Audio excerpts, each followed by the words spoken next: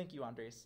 So, as our group was getting together to decide on a gap to focus on, I thought back to a recent conversation I had in Graduate Student Council.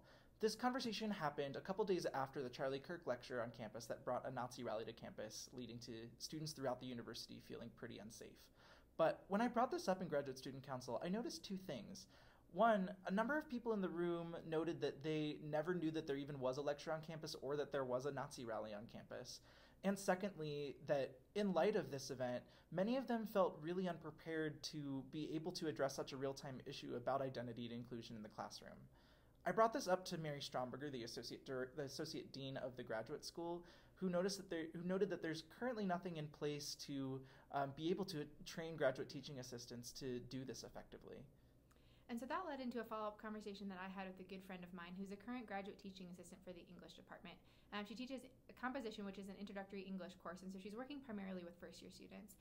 And she described a pretty rigorous training that she was required to take in order to be a graduate teaching assistant for the English department. That included a week-long training offered by TILT, as well as a year-long course that she was required to take for credit, in which she was observed by other English faculty members while she was teaching. It gave her instructional methodology, but she also described how there are folks from the math department who are graduate teaching assistants who are self-selecting into the class that she was taking because they felt that they didn't have the support necessary to be effective teachers.